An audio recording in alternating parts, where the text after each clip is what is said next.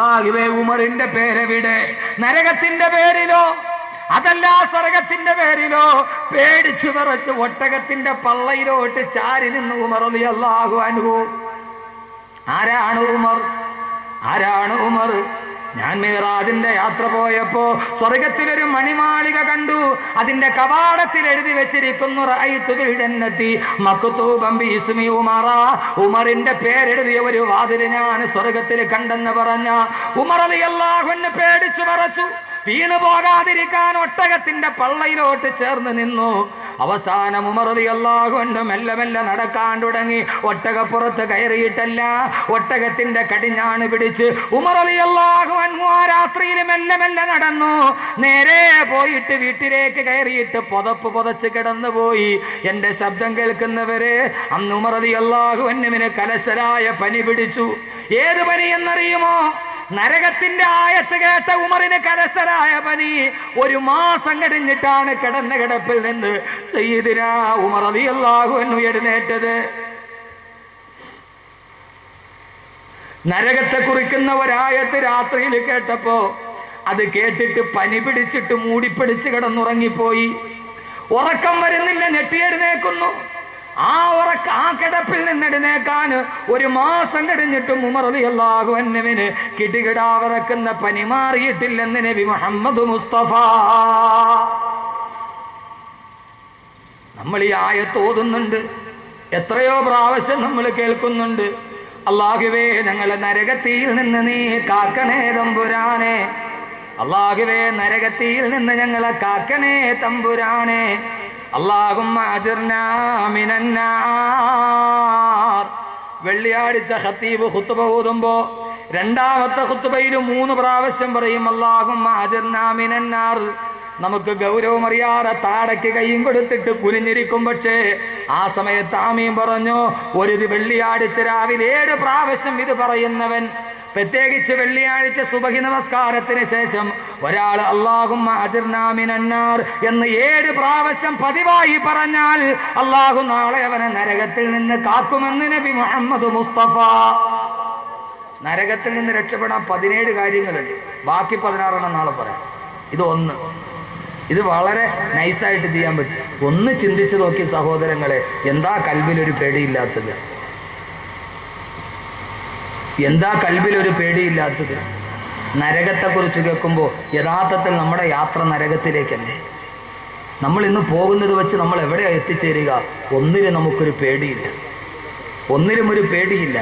എൻ്റെ പൊന്നു സഹോദരങ്ങളെ, ഏറ്റവും നന്നായിട്ട് ജീവിക്കുന്നവന് നരകം മേടിക്കാൻ 1 നിമിഷം മതി. എത്ര മുത്തക്കിയായിട്ട് ജീവിക്കുന്ന ഒരു മനുഷ്യനും നരകം മേടിക്കാൻ എത്ര സമയം മതി? ഒറ്റ സമയം മതി. പക്ഷെ എൻ്റെ പൊന്നു ചെറുപ്പക്കാരെ, എനിക്ക് നിങ്ങളോട് വലിയ സ്നേഹമുണ്ട്. അഹമ്മദ് കബീർ വാക്കവിയുടെ വാള് കേൾക്കാൻ എല്ലായിടത്തും പാഞ്ഞ് നിങ്ങളെത്തും. പക്ഷെ ഞാൻ പറയുന്നു, പ്രതികൂലതയിൽ പിടിച്ചു നിൽക്കുന്നു. ഇതേത് സമയത്ത് നഷ്ടപ്പെട്ടു പോകാം, ഏത് സമയത്തും വഴി തെറ്റാം. നന്നായിട്ട് ജീവിക്കുന്ന ഒരാൾക്ക്, നന്നായിട്ട് ജീവിക്കുന്ന ഒരു പെണ്ണിന് നരകത്തിൽ പോകാൻ 1 നിമിഷം മതി. എപ്പോ? അല്ലാഹുവിന്റെ പ്രവാചകൻ പറഞ്ഞു, ലാ യസ്നി സാനി ഹീന യസ്നി വഹുവ മുഅ്മിൻ. ലാ യസ്നി സാനി ഹീന യസ്നി വഹുവ മുഅ്മിൻ. ഒരു മുഅ്മിനായ മനുഷ്യന്, അല്ലാഹുവിനെ വിശ്വാസമുള്ള മനുഷ്യൻ, അല്ലാഹുവിനെ പേടിയുള്ള മനുഷ്യൻ, അവൻ 5 നേരം നിസ്കരിക്കുന്നവനാണ്. അറിയാതെ എങ്ങാനും അവനൊരു വ്യഭിചാരത്തിലേക്ക് പോയാൽ, സഹോദരങ്ങളെ, അറിയാതെ എങ്ങാനും വ്യഭിചാരത്തിലേക്ക് പോയാൽ, ലാ യസ്നി സാനി ഹീന യസ്നി വഹുവ മുഅ്മിൻ.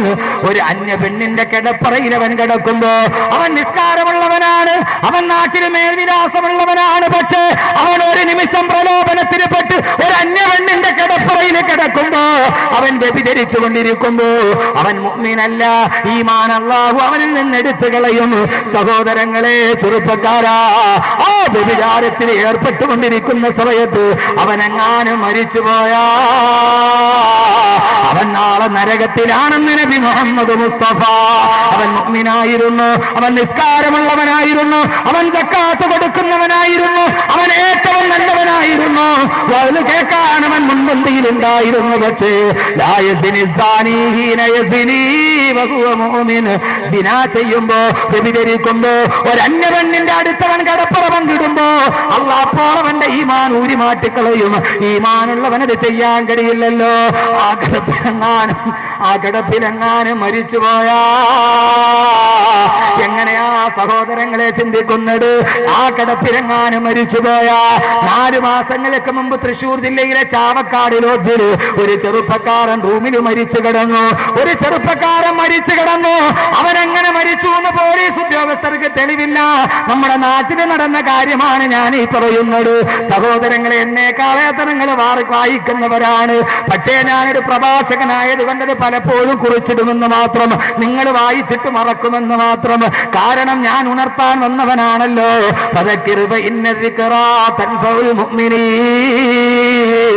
നടന്ന കാര്യങ്ങളൊക്കെ ഒന്ന് ഓർമ്മിപ്പിച്ചു കൊടുക്കും നബിയെ. കേൾക്കുന്നവർക്ക് അതിലേക്ക് പോകാതിരിക്കാൻ കഴിഞ്ഞാലോ? ഒരു പ്രഭാഷകനായതുകൊണ്ട് ഞാൻ ഓർമ്മച്ചപ്പിന് കുറിച്ചിടുമെന്ന് മാത്രം.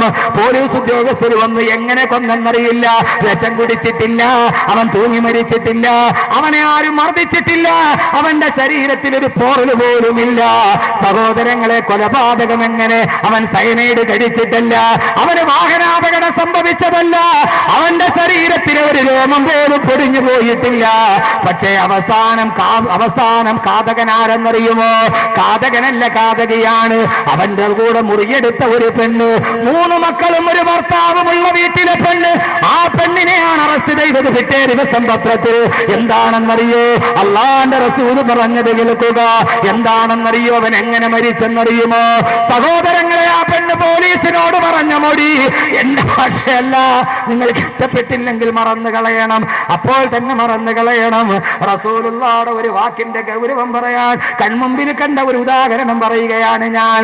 ആ പെണ്ണ് പറഞ്ഞു, ഞാൻ ഇവരുമായി മുറിയെടുത്തു, പല പ്രാവശ്യം ഞങ്ങൾ ശാരീരിക ബന്ധത്തിലേർപ്പെട്ടു, ഞങ്ങൾക്ക് പെട്ടെന്ന് പിരിയേണ്ടുള്ളത് കൊണ്ട് ക്രമത്തിലധികം ശരീരത്തിന്റെ ആരോഗ്യത്തിനപ്പുറം ജീവിതത്തിലേക്ക് ഞങ്ങൾ സുഖങ്ങളിലോട്ട് കടന്നുപോയപ്പോ ഒരു പ്രാവശ്യം അവൻ പെട്ടെന്നൊന്ന് ആഞ്ഞു വലിക്കുന്നത് കണ്ടു. പെടഞ്ഞു വീണിട്ട് അയാൾ എന്റെ കൺമുമ്പിൽ മരിച്ചുപോയി. അങ്ങനെ ഞാൻ ഇറങ്ങി ഓടി ലോഡ്ജ് മുറിയിൽ നിന്ന്. അള്ളാന്റെ റസൂല് പറഞ്ഞിലായ ഒരാൾ വ്യഭിചരിച്ചു കൊണ്ടിരിക്കുമ്പോൾ മരിച്ചാൽ, സഹോദരങ്ങളെ, ചാവക്കാടുകാരൻ സാദിഖെന്ന് പറയുന്ന ചെറുപ്പക്കാരൻ മരിച്ചത് വ്യഭിചാരത്തിന് അവന്റെ പെണ്ണിന്റെ കൂടെ കിടക്കുമ്പോഴാണ്. അല്ലാഹു പറഞ്ഞു, ഫഖദ് ഹറമല്ലാഹു അലൈഹിൽ ജന്ന, അവൻ അല്ലാഹു സ്വർഗ്ഗം ഹറാമാക്കി. അതുകൊണ്ട് സഹോദരങ്ങളെ, ചെറുപ്പക്കാരാ, എന്റെ ശബ്ദം കേൾക്കാൻ താല്പര്യത്തോടെ എത്തുന്നവരെ എപ്പോഴും ജീവിതത്തിൽ പിടിച്ചു നിൽക്കണം. ആ സമയത്തെങ്ങാനും മരിച്ചുപോയാൽ 10,000 പറ കണ്ടതും വെള്ളത്തിലാ. തടവാസ്താട് പറഞ്ഞതുപോലെ 10,000 പറ അമല് ചെയ്താലും അത് വെള്ളത്തിൽ എഴുതിയതുപോലെയാ. അല്ലാഹുവിന്റെ റസൂൽ വീണ്ടും പറഞ്ഞു, ലാ യസ്രിബു ശാരിബു ഹീന യസ്രിബു വഹുവ മുഅ്മിൻ. ഒരു കള്ളുകുടിയൻ കള്ളുകുടിക്കുമ്പോ ആ സമയത്ത് അവൻ മുഅ്മിനല്ല, അവൻ ആ സമയത്ത് കാഫിറാണ്. അവൻ ഈമാന്റെ ചൈതന്യമില്ല. ഈമാൻ ഒരു കുട പോലെ അവന്റെ തലയുടെ മുകളിൽ എഴുന്നേറ്റ് നിൽക്കും. അല്ലാഹുവിന്റെ റസൂല് പറഞ്ഞ ഒരാള് മദ്യപിച്ചു കൊണ്ടിരിക്കുമ്പോ ആ മദ്യപാനത്തിന്റെ ഇടയിലെങ്ങാനും മരിച്ചുപോയാ, മോനെ, സ്വർഗമുറപ്പാക്കിയതിന് നരകം വാങ്ങിക്കാണൊറ്റ സമയം മതി. ഇതേവരെ നീ മദ്യപിച്ചവനായിരിക്കാം, ഇപ്പോൾ നീ പള്ളിയിലായിരിക്കാം. ഇവിടെ തടിച്ചുകൂടിയ ചെറുപ്പക്കാരിൽ എത്രയോ ചെറുപ്പക്കാര് നാളെ പരലോകത്തിന്റെ അഭിമാനമല്ലേ? അഹമ്മദ് കബീറിന്റെ വാക്കിന്റെ അഭിമാനമല്ലേ? പട്ടച്ചാരായം വീടിന്റെ ഉമ്മറത്തിരുന്ന് കോരി കുടിച്ച എത്രയോ ആളുകൾ ഇന്ന് അല്ലാഹുവിന്റെ പള്ളിയിൽ നിന്നിറങ്ങാറ് ഈ വിനീതന്റെ വാക്ക് കേട്ട എത്രയോ നൂറുകണക്കിന് ചെറുപ്പക്കാർ ഇവിടെയില്ലേ? പക്ഷേ പൊന്നുമോനെ, നിന്നെ പിശാചുക്കൾ മാടി വിളിക്കുമ്പോ, അതുകൊണ്ട് ഞാനിത് പ്രത്യേകിച്ച് പറയുന്നത് എന്താ? ന്യൂ ഇയർ വരാൻ തുടങ്ങി, ക്രിസ്മസ് എത്താൻ തുടങ്ങി, ബാർ ഹോട്ടലുകളിൽ കാൽസുകൾ കഴുകാൻ തുടങ്ങി, സുബഹിക്ക് വാങ്ങി വിളിക്കുന്നതിന് മുമ്പേ തിരുവനന്തപുരത്ത് തുറക്കുന്ന സൺഡി ബാറിന്റെ വാതിൽ തുറക്കാൻ തുടങ്ങി. സഹോദരങ്ങളെ, ലോകത്തെ ഏതൊരു രാജ്യത്തും ആദ്യം തുറക്കുന്ന വാതിൽ മുസ്ലിം പള്ളിയുടെ വാതിലാ. കാരണം 5 മണിക്ക് സുബഹി ബാങ്ക് വിളിക്കുന്നതിന് മുമ്പേ മുഅദ്ദിൻ വാതിൽ തുറന്നിട്ട് അകത്ത് കയറൂ. പക്ഷേ തിരുവനന്തപുരത്ത് അങ്ങനെയല്ല. സുബഹിക്ക് ബാങ്ക് വിളിക്കുന്നതിന് മുമ്പേ സന്ദീപിന്റെ വാതിൽ തുറക്കും എന്നാണ് അനുഭവസ്ഥവർ പറയുന്നത്. സഹോദരങ്ങളെ, പ്രലോഭനങ്ങൾ വരുന്ന സമയമാണ്. എന്റെ കൽവിൽ തൊട്ടിട്ട് എന്റെ ചെറുപ്പക്കാരോട് ഞാൻ പറയുകയാ, എങ്ങാനും ആ സമയത്തെങ്ങാനും നഷ്ടപ്പെട്ടു പോയാ പിന്നെ ഇതെന്റെ വാണിങ് കൂടിയാണ്. പുതുവർഷത്തിലാണ് വ്യാജമദ്യം ഇറങ്ങുന്നത്. വ്യാജമദ്യം കുടിച്ച് ബാർ ഹോട്ടലുകളില് കള്ള് ഷാപ്പിൽ ചത്തുവീടുന്ന എത്രയോ ആളുകൾ. കഴിഞ്ഞ ആഴ്ച പശ്ചിമ ബംഗാളില് ഒരൊറ്റ ഷാപ്പില് 141 പേരാണ് കള്ള് കുടിച്ചോണ്ടിരിക്കുമ്പോ മരിച്ചത്. അള്ളാന്റെ റസൂല് പറഞ്ഞു, അവൻ മദ്യപിച്ചു കൊണ്ടിരിക്കുമ്പോഴെങ്ങാനും മരിച്ചുപോയാ പിന്നെ മോനെ കള്ളു കുടിച്ചോണ്ടിരിക്കുമ്പോൾ മരിച്ചില്ല, അന്ന് അല്ല ആയുസോടെ നിന്റെ വീട്ടിൽ വന്ന് കിടക്കുകയാ. ആ വീട്ടിൽ കിടക്കുന്ന അവസ്ഥയിലെങ്ങാനും നീ മരിച്ചുപോയാൽ, വീട്ടിൽ കള്ളു കുടിച്ചിട്ട് കിടക്കുന്ന അവസ്ഥയിൽ മരിച്ചുപോയാൽ അല്ലാഹുവിന്റെ റസൂല് പറഞ്ഞു, മമ്മാത മഗ്മൂസൽ ഖംരി സഖാഹുല്ലാഹു മിനൽ ഗൂത്ത്. ആരെങ്കിലും ഒരു മദ്യപാനിയായ അവസ്ഥയിൽ മരിച്ചുപോയാൽ, മമ്മാത മഗ്മൂസൽ ഖംരി, ആരെങ്കിലും ഒരു മദ്യത്തിന്റെ തുള്ളി വയറ്റിൽ കിടക്കുന്ന അവസ്ഥയിൽ ആരെങ്കിലും മരിച്ചുപോയാ അവൻ മരിക്കുന്ന സമയം അവന്റെ ആമാശയത്തിന്റെ ഉള്ളിൽ കള്ളിന്റെ ഒരു തുള്ളി കിടപ്പുണ്ട്. എന്നാൽ റസൂലുള്ള പറഞ്ഞു, സഖാഹുല്ലാഹു മിനൽ ഗൂത്ത്, അല്ലാഹു നാളെ അവനെ ഗൂത്തിൽ നിന്ന് കുടിപ്പിക്കുമെന്ന് നബി മുഹമ്മദ് മുസ്തഫ. അല്ലാഹു നാളെ അവനെ ഗൂത്തിൽ നിന്ന് കുടിപ്പിക്കുമെന്ന് നബി മുഹമ്മദ് മുസ്തഫ. സഹാബത്ത് ചോദിച്ചു, നബിയേ മൽ ഗൂത്തത്തു യാ റസൂലല്ലാഹ്, മൽ ഗൂത്തത്തു യാ റസൂലല്ലാഹ്. ഓ നബിയേ, ഗൂത്തെന്ന് പറഞ്ഞാൽ എന്താണ് നബിയേ? അല്ലാഹുവിന്റെ റസൂലിനോട് സഹാബത്ത് ചോദിച്ചപ്പോ റസൂലുള്ള മറുപടി പറഞ്ഞു കൊടുത്തു, സഹാബാ ഹിയ നഹറുൻ തഖറുജു മിൻ ഫുറൂജി മുമിസാത്ത്. അഭിസാരികളായ സ്ത്രീകളുടെ ഗുഹ്യസ്ഥാനത്ത് നിന്ന് ഒലിച്ചു വരുന്ന ചീഞ്ചലം കൊണ്ട് നിറക്കപ്പെട്ട പുഴയാണ് കൂത്ത്. നാളെ മദ്യപാനിക്കല്ല കൊടുക്കുന്നത് ഇത്രയും മോശമായ പാനീയമാണെന്ന് ആദരവായ പ്രവാചകൻ നബി മുഹമ്മദ് മുസ്തഫ. മദ്യപിച്ചുകൊണ്ടിരിക്കുന്ന അവസ്ഥയിൽ മരിച്ചു, അവന് സ്വർഗം നഷ്ടമായി. ഏത് മുത്തക്കിക്കും ഒരു നിമിഷം കൊണ്ട് സ്വർഗം നഷ്ടമോ? അവൻ നരകത്തിന്റെ അവകാശിയാണ്. അള്ളാഹു കാത്തുരക്ഷിക്കട്ടെ. അതുകൊണ്ട് വസിയത്തായിട്ട് പറയുക, പ്രലോഭനം തൊട്ടു മുമ്പിൽ. നിങ്ങളെ കാണാത്ത കൂട്ടുകാരൊക്കെ ഇരി വിളിക്കും, ന്യൂ ഇയർ ആയില്ലേ, നമുക്കൊന്ന് കൂടണ്ടേ? എൻ്റെ പൊന്നു സഹോദരങ്ങളെ, സഹോദരിമാർക്ക് വേണ്ടി കാർണിവലിന്റെ മൈതാനങ്ങൾ ഒരുക്കപ്പെടും, ആളുകളെല്ലാവരും വിളിക്കും. പക്ഷേ ആ സമയത്ത് അള്ളാഹുവിന്റെ സ്വർഗത്തിന്റെ പാതയിലേക്ക് നടക്കണം, നരകത്തിന്റെ പാതയിലേക്ക് നടക്കരുത്. അള്ളാഹു തൗഫീക്ക് നൽകട്ടെ, അള്ളാഹു തൗഫീക്ക് നൽകട്ടെ. ഒന്ന് ആമീൻ പറയും മനുഷ്യന്മാര്, ഒന്ന് ആമീൻ പറയും ഉറക്കെ. അള്ളാഹു അങ്ങനെ ആക്കട്ടെ. നരകത്തിന്റെ വഴി നമ്മുടെ മുമ്പിൽ ഇഷ്ടം പോലെയുണ്ട്. പക്ഷേ നരകത്തിന്റെ വഴിയിൽ നിന്ന് സ്വർഗത്തിന്റെ പാതയിലോട്ട് കാലെടുത്ത് വെച്ച് നടക്കാൻ നമുക്ക് കഴിയണം. അള്ളാഹു സ്വീകരിക്കുമാറാകട്ടെ. ഈ 2 ദിവസം കൊണ്ട് എന്ത് പറയാനാണ്? ഇപ്പൊ തന്നെ സമയം ഒരു പരിവത്തി. എന്ത് പറയാനാണ്? ഒരിടത്തും ഒന്നും പറഞ്ഞെത്തുമെന്ന് എനിക്ക് തോന്നുന്നില്ല. എനിക്കാണ് ഒരു ദുസ്വഭാവമുണ്ട്, ഞാൻ പറഞ്ഞാൽ അങ്ങനെ വിശാലമായിട്ടങ്ങ് പിന്നെ ഞാൻ പറയണ്ടെന്ന് വിചാരിച്ച് എൻ്റെ മനസ്സിൽ ഇങ്ങനെ അള്ള തോന്നിപ്പിച്ചു. അള്ളാഹു ഇത് നിലനിർത്തി തരട്ടെ. അള്ളാഹുവിൻ്റെ ഖുർആന്റെ മധുരം. അതുകൊണ്ട് പൊന്നു സഹോദരങ്ങളെ, പ്രലോഭനങ്ങൾ വരും. ഏതായാലും കുറേ നാളായില്ലേ കൂട്ടുകാരെയൊക്കെ കൂടിയിട്ട് എന്ന് പറഞ്ഞ് ഒന്ന് പോയി ഈ ന്യൂ ഇയറിന് കൂടിയാൽ അതോടെ തീർന്നു. ഇതേവരെ നീ സമ്പാദിച്ചതും ഇതേവരെ നീ ശേഖരിച്ചതും നീ മനസ്സിൽ സൂക്ഷിച്ച ഈ നന്മ അതോടെ നഷ്ടപ്പെട്ടു പോകും. ഞാൻ പലപ്പോഴും ചിന്തിക്കാറുണ്ട്, ഈ മദ്യപാനികളുടെ ഭാര്യമാരെ സംബന്ധിച്ചു കൊടുക്കും. കള്ളു കുടിക്കുന്നവൻ്റെ ഭാര്യ, എനിക്ക് തോന്നുന്നു അവർ നന്നായിട്ട് ജീവിച്ച അള്ളാഹു ഹിസാബില്ലാതെ അവർക്ക് സ്വർഗം കൊടുക്കും. കാരണം പരലോകത്ത് അനുഭവിക്കേണ്ട അദാബ് മുഴുവൻ അവരിവിടെ അനുഭവിക്കുന്നുണ്ട് അല്ലേ? ഭർത്താവിൻ്റെ കയ്യിൽ വന്നാൽ ഇടി, ചവിട്ട്, അവൻ്റെ മക്കൾ. എന്തിനാ സഹോദരങ്ങളെ ഇങ്ങനെ ഒന്ന്? മലയാളത്തിലെ നാറാണത്ത് ഭ്രാന്തൻ എന്ന് പറയുന്ന KPSCയുടെ ഒരു നാടകമുണ്ട്, നാറാണത്ത് ഭ്രാന്തൻ. രാവിലെ മുതൽ വൈകുന്നേരം വരെ നാറാണത്ത് ഭ്രാന്തൻ വലിയ ഭാരമുള്ള കല്ല് താടേന്ന് ഉരുട്ടി ഉരുട്ടി ഉരുട്ടി ഉരുട്ടി വേർപ്പൊക്കെ വന്നാലും സഹിച്ച് രാവിലെ മുതൽ ഒരു വലിയ പാറക്കല്ല് ഉരുട്ടി ഉരുട്ടി ഉരുട്ടി പർവ്വതത്തിൻ്റെ മുകളിൽ കയറ്റി. വൈകുന്നേരമാകും, സൂര്യൻ അസ്തമിക്കാറായി, രാവിലെ തുടങ്ങിയ പണിയാണ്. ആ വലിയ പാറക്കല്ല് മലയുടെ മുകളിൽ കയറ്റി കഴിയുമ്പോൾ തിരിഞ്ഞു നിന്നിട്ട് നാറാണത്ത് ഭ്രാന്തൻ എന്ത് ചെയ്യുന്നറിയോ? അത് നേരെ താഴേക്ക് ഉരുട്ടി വിടും. എന്നിട്ട് ആ കല്ല് ഉരുട്ടി വരുന്ന കാണുമ്പോൾ നാറാണത്ത് ഭ്രാന്തൻ കൈവെട്ടിച്ചിരിക്കും. ഇതാണ് നാറാണത്ത് ഭ്രാന്തൻ. ഏതാണ്ട് നാറാണത്ത് ഭ്രാന്തൻ കള്ളുകൂടിയന്മാരാണ്. ഈ നാറാണത്ത് ഭ്രാന്തൻ എന്ന് പറയുന്ന കഥാപാത്രം മദ്യപാനിയാണ്. രാവിലെ മുതൽ വൈകുന്നേരം വരെ ചാലച്ചന്തയിൽ പോയിട്ട് ചുമട് ചുമന്നിട്ടോ അതല്ലെങ്കിൽ കടലിൽ പോയി മീൻ പിടിച്ചിട്ടോ കഷ്ടപ്പെട്ട് പൈസ ഉണ്ടാക്കും. എന്നിട്ട് അത് വെച്ചിട്ട് അവൻ വീട്ടിൽ ചട്ടിയും കലവും പിള്ളേർക്കുള്ള ബുക്കും പുസ്തകവും ഒക്കെ വാങ്ങിച്ചു കൊടുക്കും. വൈകുന്നേരമാകും അതുകൊണ്ട് പോയി കള്ളു കുടിക്കും. അതുകൊണ്ട് നേരെ വീട്ടിൽ വന്ന് ആ ചട്ടിയും കലവും എല്ലാം അടിച്ചു പൊട്ടിക്കും. പിള്ളേരെ നോട്ട്ബുക്ക് വലിച്ചെറിയും. ഭാര്യയുടെ വായിലിച്ചിട്ട് കമത്തി കൊടുക്കും. ഇവൻ ആരാ? യഥാർത്ഥത്തിൽ ഇവൻ ആരാ? നാറാണത്ത് ഭ്രാന്തൻ. ചെയ്ത അധ്വാനം മുഴുവൻ വൈകുന്നേരം ഇല്ലാതാക്കുന്നത്. എന്തിനാ സഹോദരങ്ങളെ ഇത്? എന്തിനാ ഇത്രയും ശപിക്കപ്പെട്ട ഒന്ന്? അള്ളാഹു നമ്മളെ കാത്തുരക്ഷിക്കട്ടെ. അവസാനം വരെ ഒന്നിനോട് വിട പറഞ്ഞാൽ അങ്ങനെയാകണം. നരകത്തിൻ്റെ പാതയിൽ അള്ളാഹു നമ്മളെ സ്വർഗത്തിലേക്ക് കൊണ്ടുവന്നതാണ്. അള്ളാഹു നരകത്തിൽ നിന്ന് അള്ളാഹു നമ്മളെ മാറ്റിത്തരട്ടെ. അതിനെന്ത് ചെയ്യണം? നരകത്തിലേക്ക് പോകാതിരിക്കാൻ എന്ത് ചെയ്യണം? സ്വർഗം വിലയ്ക്ക് മേടിക്കണം. സ്വർഗം വിലയ്ക്ക് മേടിക്കണം. സ്വർഗത്തിന് വില നിശ്ചയിക്കാൻ പറ്റുമോ? അള്ളാഹുടെ സ്വർഗത്തിന് അള്ള പറഞ്ഞ സ്വർഗം വിലയ്ക്ക് മേടിക്കണമെന്നാണ്. നരകത്തിൻ്റെ ഭാഗത്തേക്ക് ചെയ്യാതിരിക്കണമെങ്കിൽ എന്ത് ചെയ്യണം? സ്വർഗം വിലയ്ക്ക് മേടിക്കും. സ്വർഗം വിലയ്ക്ക് മേടിക്കാൻ ആർക്കാ പറ്റുന്നത്?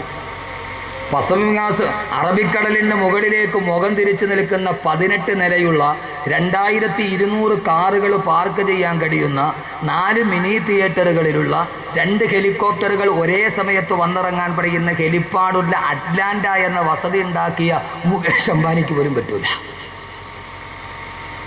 ലണ്ടനിലെ അറ്റ്ലാന്റ ഹോട്ടൽ കണ്ടിട്ടാണ് മുകേഷ് അംബാനി അറബിക്കടലിൻ്റെ മുമ്പിൽ അതുപോലെ ഒന്നുണ്ടാക്കിയത്. പക്ഷെ മുകേഷ് അംബാനിക്കും കെണിഞ്ഞു. എന്ത് പറ്റി? ജോത്സ്യം നോക്കിയിട്ട് വന്ന് ഇവിടെ താമസിച്ചാൽ നീ പോക്കാന്ന്. അംബാനി കയറിയില്ല. അംബാനി പാല് കാച്ചിയ വീട് ഇപ്പോഴും ഇതെല്ലാം അതേവരെ ജോത്സ്യന് ഒരു പരിപാടി ഇല്ലായിരുന്നു. ഇതെല്ലാം പണിത് തീർന്ന് 2 ഹെലിപ്പാഡ് ഒരേ സമയത്ത് 2 ഹെലികോപ്റ്റർ ഇറങ്ങാം. 2200 കാറുകൾ സെല്ലുലാർ കോമ്പൗണ്ടിൽ പാർക്ക് ചെയ്യാം. ആ വീട് 2200 കോടി രൂപ വെച്ച് നിർമ്മിച്ച വീട് പാല് കാച്ചാൻ വേണ്ടി പോയപ്പോൾ ഡേറ്റ് നോക്കാൻ ജോത്സ്യൻ്റെ എടുക്കും. ജോത്സ്യം പറഞ്ഞു, നീ അതിനകത്ത് കയറിയ നിന്റെ ശനിദശയാണ് പോയി. എവിടെ പോലെ വള്ളക്കടവിലും പ്രാന്തപ്രദേശത്തുള്ള ചില ആളുകൾ കൊച്ചിന് വല്ലാതെ രോഗം വരുമ്പോൾ ഖുർആൻ ഓതാൻ അവിടെ പോണ മാതിരി. എവിടെ പോണ മാതിരി ഞാൻ പറയണോ? അവരെവിടെ പോണ മാതിരി ഖുർആൻ ഓതനാരാ? എടാ, ഒരു മുസ്ലിം ഊതിയ അതൊരു ശിഫ അപ്പം തന്നെ ഉണ്ട് അവൻ്റെ ഈമാൻ്റെ പേരിൽ. പനി വല്ലാതെ കലശരായി ബാധിച്ചൊരു കുട്ടിയുടെ തലയെ കൈവച്ചിട്ട് കുല്യാനാറ് പൂരി ഭരതം സലാമൻ അല ഇബ്രാഹിം എന്നൊരു അറ്റ്ലീസ്റ്റ് ഒരു മുഅ്മിൻ ഓതിയാൽ അതിന് ശിഫയുണ്ട്. ഇത്ര വിവരം കെട്ടവരായി പോയി.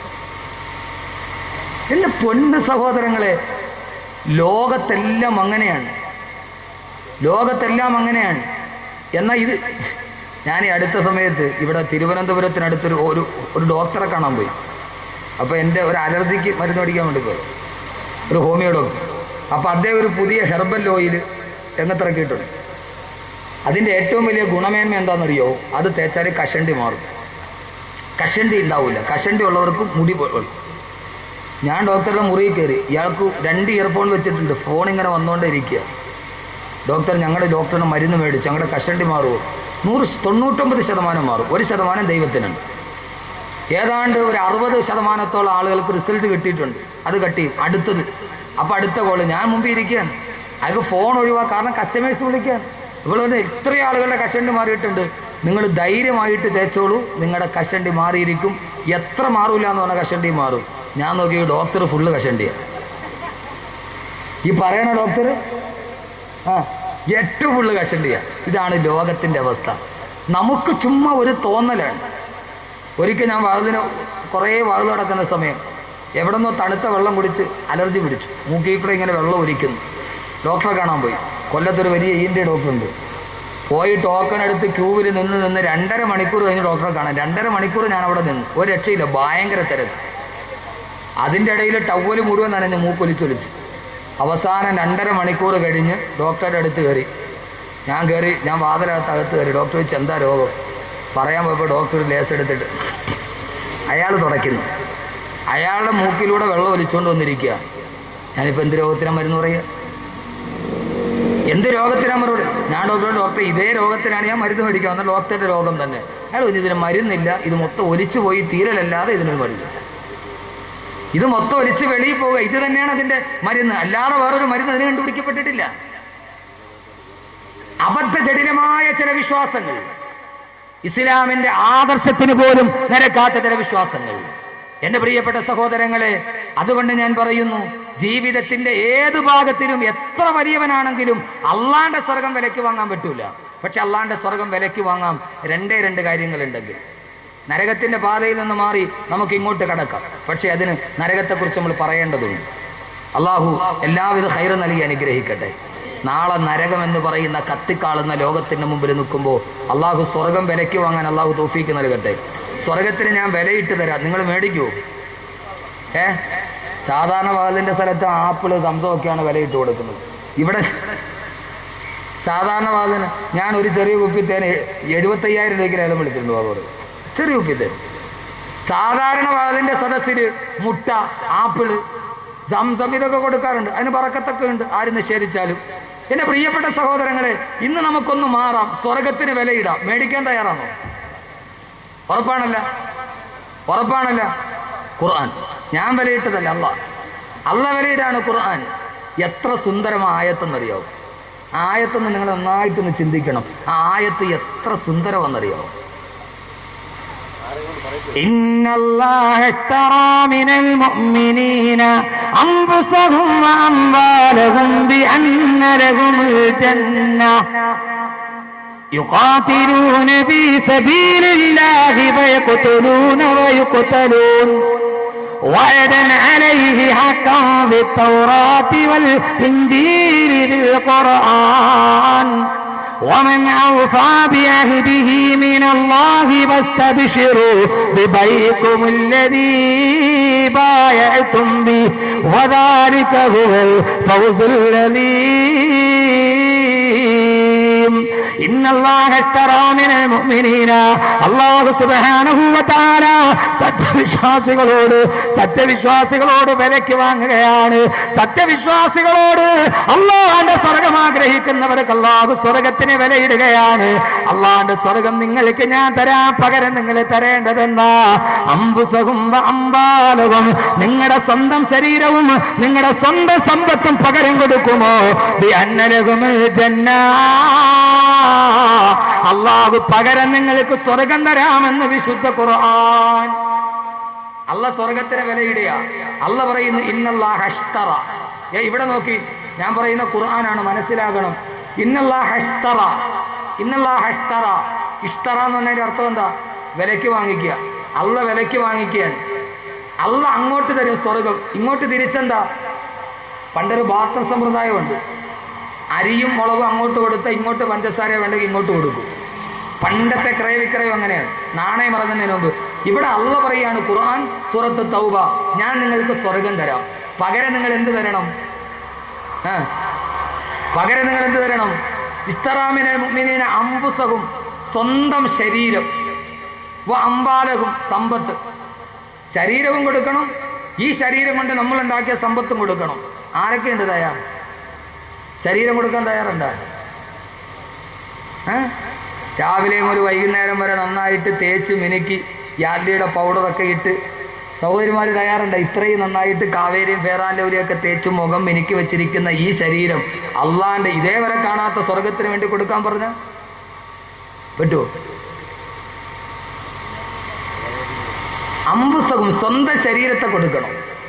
കൊടുക്കേണ്ടി വന്നാൽ കൊടുക്കണം സൗരങ്ങളെ. പോയാ ദുനിയാവല്ലേ, കിട്ടിയാ സ്വർഗമല്ലേ. പോയാൽ ഇന്നല്ലെങ്കിൽ നാളെ നഷ്ടപ്പെട്ടു പോകുന്ന ഈ ദുനിയാവല്ലേ.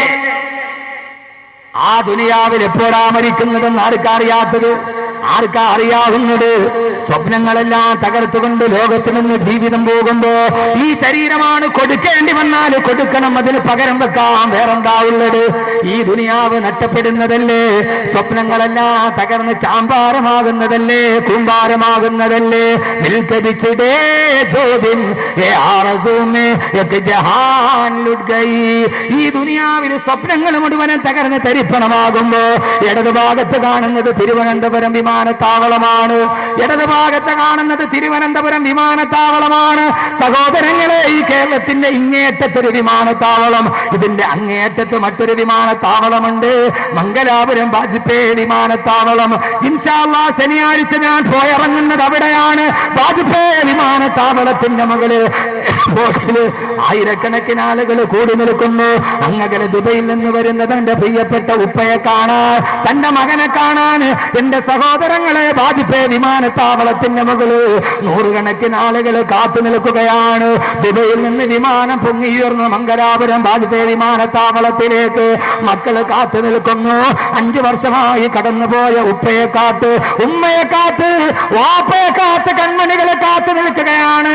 സഹോദരങ്ങളെ, വാജ്പേയി വിമാനത്താവളത്തിന്റെ മംഗലാപുരം വിമാനാപകടം നടക്കുമ്പോ എയർപോർട്ട് കണ്ടപ്പോൾ എനിക്ക് പെട്ടെന്ന് ഓർമ്മ വന്നതാണ്, പറയണമെന്ന് കരുതിയതല്ല.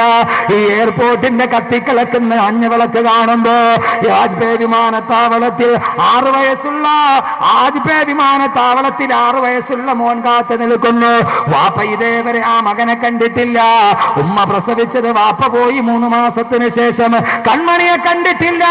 6 വയസ്സുള്ള മോൻ ഇതേവരെ കാണാത്ത വാപ്പയെ കാത്തു നിൽക്കുന്നു. അതല്ല ഏറ്റവും വലിയ പ്രശ്നം, എന്റെ പ്രിയപ്പെട്ട സഹോദരങ്ങളെ, 21 വയസ്സുള്ള ഒരു ചെറുപ്പക്കാരൻ, അവൻ കാത്തു നിൽക്കുകയാണ് തന്റെ വാപ്പയെ. 21 വയസ്സിന്റെ ഇടയിൽ അവന്റെ വാപ്പയെ കണ്ടിട്ടില്ല, അവന്റെ ഉപ്പയെ കണ്ടിട്ടില്ല. അവന്റെ ഉപ്പയുടെ മുഖം എന്തെന്നറിയില്ല. ഉമ്മ പറഞ്ഞു, നല്ല വെളുത്ത മുഖമുള്ള ഉപ്പ, കട്ടിമീശയുള്ള ഉപ്പ, കാണാൻ സുന്ദരനായ ഉപ്പ. 21 വർഷക്കാലമായി ആ പൊന്നുമോൻ തന്റെ ഉപ്പയെ കണ്ടിട്ടില്ല.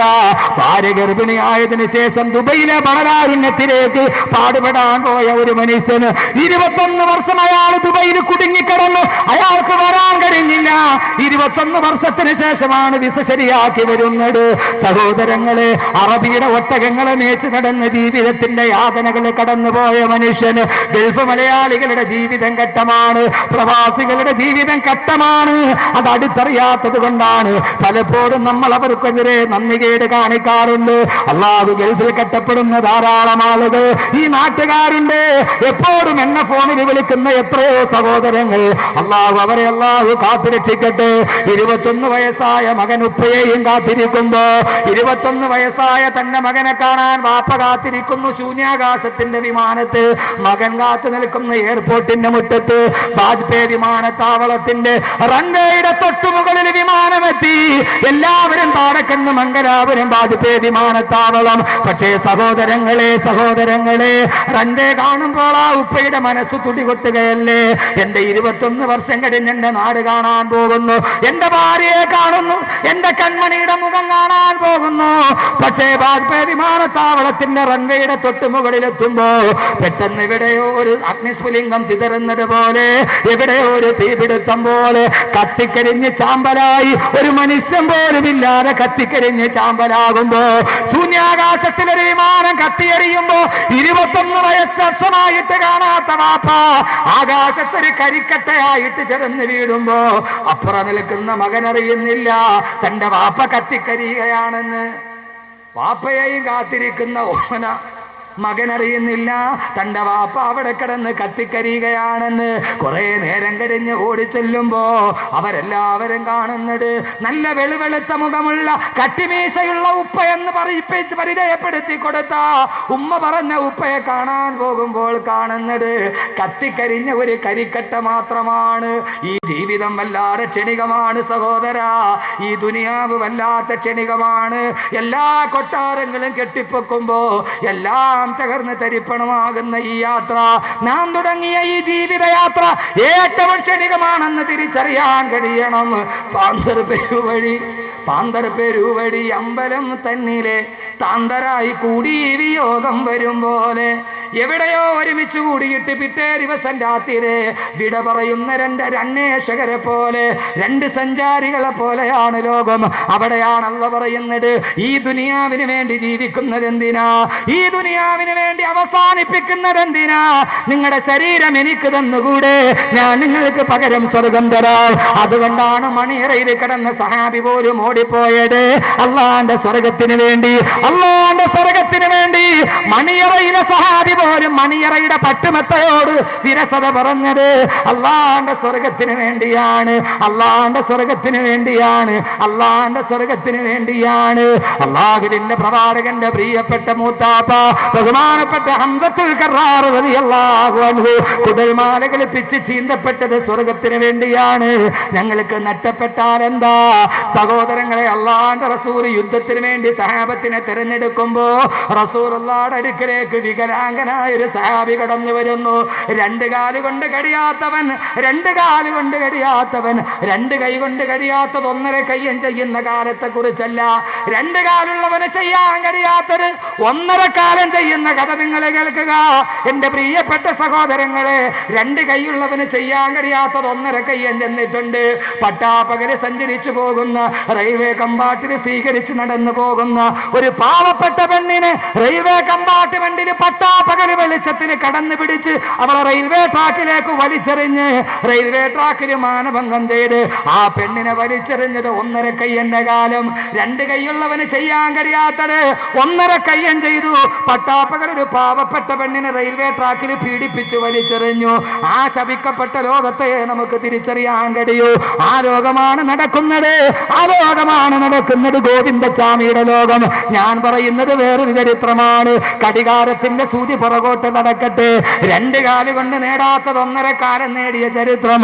അള്ളാന്റെ റസൂലിന്റെ അടുക്കലേക്ക് തളർച്ച ബാധിച്ച കാലും പിടിച്ചുകൊണ്ട് ഏങ്ങി ഏങ്ങി വരുന്നൊരു സഹാബി അംറു ബിനുൽ ജമൂഹ് റളിയല്ലാഹു അൻഹു അള്ളാന്റെ റസൂലിനോട് പറഞ്ഞു, യാ റസൂലല്ലാഹ്, യാ റസൂലല്ലാഹ്, ഓ നബിയേ, എനിക്കും യുദ്ധത്തിന് വരണം, എനിക്കും യുദ്ധപ്പറമ്പിൽ ശഹീദാകണം, എനിക്കും സ്വർഗത്തിലേക്ക് പോകണം. അമ്രേ, വേണ്ട വേണ്ട, നിന്റെ ഒരു കാല് സ്വാധീനമില്ലാത്ത കാലല്ലേ, ഒരു കാലിന് നിനക്ക് തളർച്ച ബാധിച്ചതല്ലേ, പറയല്ല നബിയേ, പറയല്ല നബിയേ. എല്ലാവരും രണ്ട് കാലി വെച്ച് സ്വർഗത്തിലേക്ക് ഓടിച്ചെല്ലുമ്പോ ഈ അംറു ബിനുൽ ജമൂഹ് ഒന്നര കാലും വെച്ച് ആ സ്വർഗത്തിലേക്കൊന്ന് പ്രാഞ്ചിയെങ്കിലും നടന്നു പോകണ്ട നബിയേ, നടന്നു പോകണ്ട നബിയേ. എല്ലാവരും രണ്ട് കാലിലോടുമ്പോ ഒന്നര കാലൻ ഓട്ടത്തിന് പുറകിലാകും. മത്സരം ഇവിടെയാണ് വേണ്ടത്, നരകത്തിന്റെ വടിയിലേക്ക് സഞ്ചരിക്കാനല്ല നബിയെ. ഒന്നര കാലിന് എങ്കിലും എനിക്ക് പോകണ്ട നബിയെ. അള്ളാന്റെ റസൂല് പറഞ്ഞു, വേണ്ട അംറേ, ലൈസ അലൽ അഅമാ ഹറജും വലാ അലൽ അഅറജി ഹറജ് വലാ അലൽ മരീദി ഹറജ്. രോഗിക്കും വികലാംഗനും യുദ്ധത്തിന് പങ്കെടുക്കണമെന്ന് അള്ളാഹ് തന്നെ പറഞ്ഞിട്ടുണ്ട്. എന്റെ പൊന്നു ചെറുപ്പക്കാരാ, അള്ളാഹ് പറഞ്ഞത് കൊണ്ട് മാറി നിൽക്കാം. പക്ഷേ അംറു ബിനുൽ ജമൂഹ് റളിയല്ലാഹു അൻഹു വീട്ടിൽ ചെന്നിട്ട് പടച്ചട്ടയണിഞ്ഞ് യുദ്ധപ്പറമ്പിൽ പോയി. 72 കഷണങ്ങളായി വെട്ടിമുറിക്കപ്പെട്ടു, 72 കഷണങ്ങളായി വെട്ടിമുറിക്കപ്പെട്ടു. മയ്യത്തെടുത്ത് അംറു റളിയല്ലാഹു അൻഹുവിനെ മയ്യത്തെടുത്ത് കുതിര പുറത്ത് കയറ്റുമ്പോ കുതിര അനങ്ങുന്നില്ല, കുതിര അനങ്ങുന്നില്ല. ആ ഭാര്യ വന്നിട്ട് പറഞ്ഞു, നബിയെ, അനങ്ങില്ല നബിയെ. അള്ളാഹുവിന്റെ റസൂലേ, എന്റെ വികലാംഗനായ ഭർത്താവ് വീട്ടിൽ നിന്ന് ഇറങ്ങുമ്പോ ദുആ ചെയ്തിട്ടാണ് ഇറങ്ങിയത്. അള്ളാഹുവേ, നിന്റെ സ്വർഗത്തിന് വേണ്ടി ഞാൻ പോവുകയാണ്, എന്റെ ഈ ശരീരം ജീവനോടെ എന്റെ ഈ വീട്ടിലേക്ക് തിരിച്ചെത്തിക്കല്ലേ അല്ലാ. നമ്മൾ നേരെ തിരിച്ചിട്ടാണ് യാത്രക്കിറങ്ങുമ്പോ ദുആ ചെയ്യും, ഇന്നാ അൻസൽനാഹു 3 പ്രാവശ്യം ഓതും, തിരിച്ചെത്തിക്കണേ അല്ലാ. അവര് പറഞ്ഞു, അല്ലാഹുവേ, ജീവനോടെ തിരിച്ചു വരരുത്, എന്റെ സ്വർഗം, എന്റെ സ്വർഗം, എന്റെ സ്വർഗം. അല്ലാഹ് ചോദിക്കുന്നു, നിന്റെ ശരീരം എനിക്കുതാ, അതിന് പകരം നിനക്ക് ഞാൻ എന്റെ സ്വർഗം തരാം, നിനക്ക് ഞാൻ എന്റെ സ്വർഗം തരാം. ജന്ന, അള്ളാന്റെ സ്വർഗമല്ലേ നിനക്ക് കിട്ടുന്നത്. അള്ളാഹു തൗഫീഖ് നൽകട്ടെ.